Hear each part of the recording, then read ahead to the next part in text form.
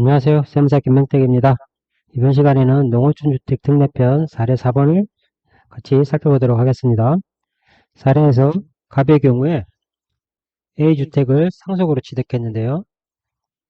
농어촌 지역 주택을 상속받았다고 했죠. 따라서 이 경우는 상속받은 농어촌 주택에 해당이 되는 거죠.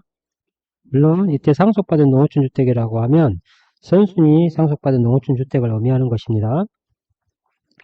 그리고 2014년 1월 달에 B주택을 취득해서 장기 임대주택으로 등록을 하고, 그리고 16년 8월에 C주택을 취득했습니다. C주택을 취득 후에 C주택에서 거주 중이라고 하였으므로 C주택은 거주주택이 되죠. 그리고 20년 9월에 D주택을 조정대상 지역에서 취득하였습니다. 이후에 23년 2월에 C주택을 양도하는 거죠. C주택을 양도할 때 이 C주택 양도 시에 비과세가 되는지에 대해서 질문을 주셨는데요.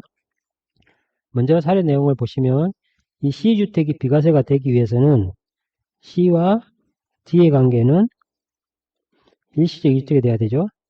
즉 C주택은 D주택으로 봤을 때 종전주택이 되는 거죠.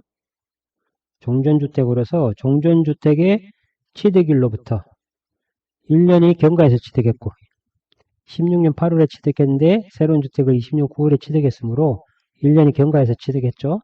그리고 D주택, 신규주택 취득일로부터 3년 내에 양도해야 되는데요.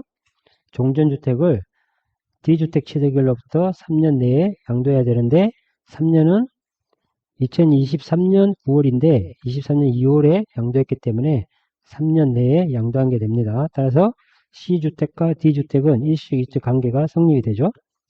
그리고 이 C주택과 B주택이죠. C주택과 B주택의 관계는 C주택과 B주택의 관계는 거주주택 특례가 적용이 돼야 됩니다.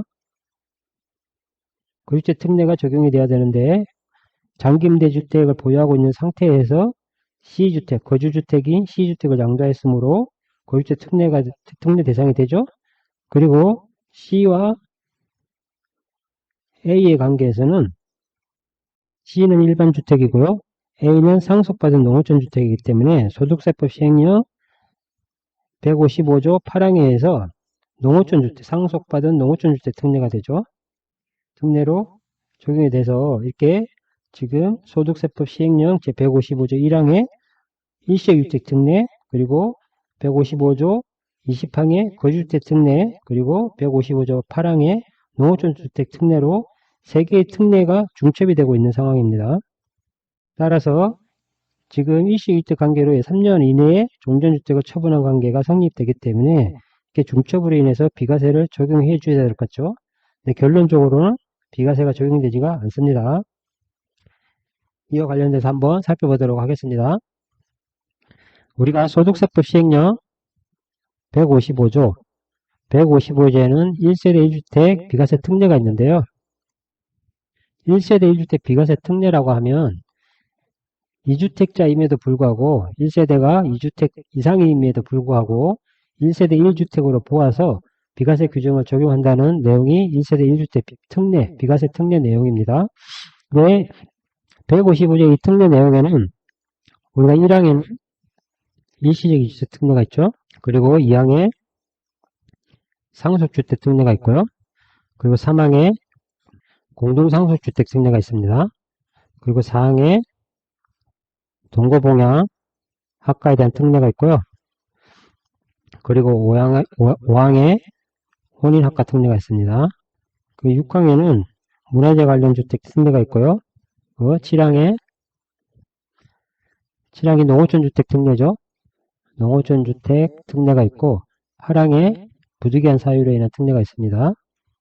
그리고 20항에 거주주택 특례가 있는데요. 이런 특례들이 있는데 이 특례에 해당할 경우는 1세대 1주택 비과세 특례를 적용해서 2주택 이상자임에도 불구하고 양도하는 주택을 1세대 1주택으로 보아서 소득세법 시행령 154조의 비과세 규정을 적용하는 겁니다. 예컨대 일시적 2주택 특례와 상속주택 특례가 중첩이 될 수도 있죠. 이렇게 두 개가 중첩이 될 수도 있고요. 그리고 이렇게 세 개가 중첩이 될 수도 있죠. 세 개가 이런 형태로 중첩이 될 수도 있는 거죠. 이런 형태로. 즉, 1과 2와 4가 중첩이 된다든지, 그 농어촌 주택과 중첩이 된다든지, 이렇게 중첩이 될 수가 있는데요. 중첩되는 경우에 어떻게 취급하는가. 이 부분에서는요, 무한정 중첩된다고 해서 비과세를 적용해 주는 게 아니고, 국세청 예규에 소득세법 시행령 155조의 특례가 3개 이상 중첩되는 경우에는 비과세되지 않는다고 해석했습니다. 비과세되지 않는다. 따라서 사례의 경우에 이렇게 155조 특례조, 155조 1항, 그리고 20항, 그리고 농어촌주택 특례는 7항에 해당이 되죠. 이렇게 155조의 특례입니다. 155조의 1세대 1주택 비과세 특례가 3개 이상 중첩되고 있죠. 3개 이상 중첩됨으로 인해 가지고 이 경우에 국세청 예규상에 3개 이상 중첩되는 경우에는 비과세 되지 않는다고 해석을 해 놓았습니다. 따라서 우리가 2개까지는 2개 이하로 중첩이 되는 경우에는 이 경우에는 비과세가 가능합니다. 비과세가 가능하지만 3개 이상 중첩되는 경우는 비과세가 되지 않는다. 따라서 C주택은 일시주택, 거주주택, 농어촌주택 특례에서 3개의 특례가 중첩이 되기 때문에 비과세가 되지 않습니다. 이렇게 소득세법 시행령 155의 특례가 2개 중첩되고, 예컨대 일시적 2주택 특례하고, 그리고 상속주택 특례, 그리고 조특법상의 농어촌주택 특례, 이렇게 3개가 중첩이 된다고 할 때는 우리가 소득세법상으로는 일시주택 특례와 상속주택 특례가 2개가 중첩이 되고요. 그리고 하나는 소득세법 시행령이 아니라 조특법에 관련된 특례이기 때문에 이 조특법상 관련된 농어촌주택의 경우는 예컨대 양도하는 그 주택에 대해서 비과세를 판단함에 있어서 조특법상 농어촌주택은 거주자의 소유주택으로 보지 않는다고 했습니다. 따라서 일시주택과 상속주택 특례, 비과세 특례가 2개의 중첩으로 보아서 이 경우에는 비과세를 적용받을 수 있는 것입니다. 사례에서 어쨌든 C주택의 경우에는 이렇게 소득세법 시행령 150의 특례가 3개 중첩돼서 비과세가 되지 않는다. 근데 이 A주택이 상속받은 농어촌주택으로서 지금 소득세법 시행령 155조의 7항에 해당하는 특례인데요. 2003년 9월에 취득한 것이 아니라 예를 들어서 이 농어촌주택을 일반주택, C주택의 2016년 8월 이후에 취득했다. 라고 하면 상속 취득이든 증여 취득이든 유상 취득이든 2016년 8월 이후에 취득했다. 즉 C주택 취득한 이후에 취득했다. 라고 했을 때 이때 농어촌주택이기 때문에 이것도 조특법상의 농어촌주택에 해당한다. 했건데 조특법상의 농어촌주택으로서 2016년 8월 이후에 취득했다. 라고 하면 C주택과 D주택은 일시적 2주택 관계이고요. C주택과 B주택은 거주주택 특례 관계죠. 거주주택 특례 관계입니다. 네, 이 C주택을 양도할 때 비과세 여부는 일시주택과 거주주택 특례가 2개가 중첩이 되죠. 2개가 중첩이 되고, 그리고 조특법상의 농어촌주택이 있는 것입니다.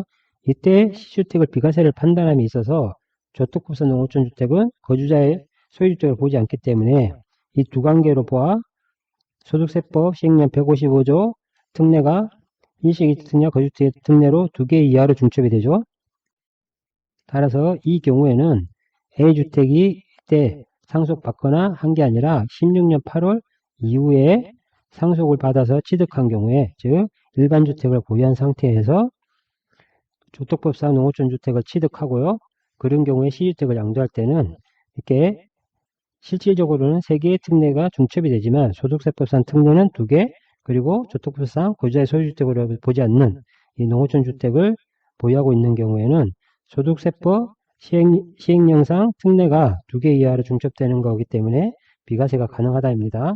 따라서 C주택은 이렇게 16년 8월 이후에 조특보상의 농어촌주택을 취득한 경우에는 C주택 양도시에 비과세가 가능하다.